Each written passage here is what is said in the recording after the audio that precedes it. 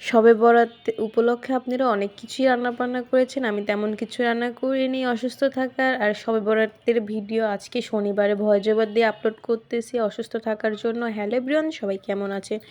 আশা করি আপনারা ভালো আছেন। আল্লাহর রহমতে আগের থেকে অনেকটাই ভালো আছি। শবে বরাতের দিন শুধু আমি গরুর মাংস রান্না করব, সেই জন্য এই যে মশলাটা আমি কষিয়ে নেওয়ার জন্য প্রথমে পেঁয়াজ, তারপরে দারচিনি, এলাচ এগুলো দিয়ে কিছুক্ষণ ভেজে নিয়েছি পেঁয়াজের সঙ্গে মশলাপাতি। তারপরে বাটা মশলা, গুঁড়া মশলাগুলো অ্যাড করে দিয়ে এই যে সামান্য পানি দিলাম, দিয়ে এখন ভালোভাবে মশলাটা কষিয়ে নিতে হবে।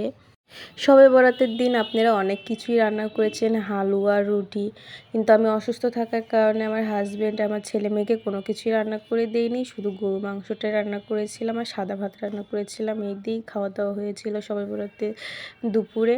আর আমি অসুস্থ ছিলাম, আমি এই যে রান্না করতেছি, এই একটু সুস্থ লাগতেছে আবার খারাপ লাগতেছে, এরকম এক অবস্থা।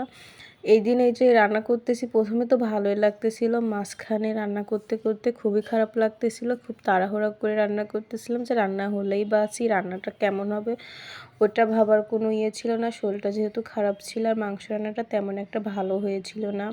যেহেতু শরীরটা ভালো ছিল না আমার, টেস্ট হয়েছিল কিন্তু একটু সিদ্ধটা কম হয়েছিল। মশলাটা কষিয়ে নিয়ে যে মাংস দিয়ে দিলাম, দিয়ে মাংসটা কিন্তু ভালোভাবে কষিয়ে নিয়েছি, একদম ভালোভাবে কষিয়ে নিয়েছিলাম, কিন্তু জানি না কিসের জন্য মাংসটা কম সিদ্ধ হয়েছিল। আর তারপরে যে কষিয়ে নেওয়ার পর ঝোলের পানি দিয়ে দিলাম গরু মাংসটা। আর আলু দেওয়ার কারণে আমার ছেলে মেয়ে আলুটা খুবই পছন্দ করে। আলু দিয়ে গরু মাংস রান্নাটা আমার কমপ্লিট হয়ে গিয়েছে। ঝোল অনেক রাখা হয়েছে, কারণ সেন ভালো লাগতেছিল না, ওরকমই রেখে দিয়েছিলাম যে পরে আর একটু পরে আবার জাল দিব।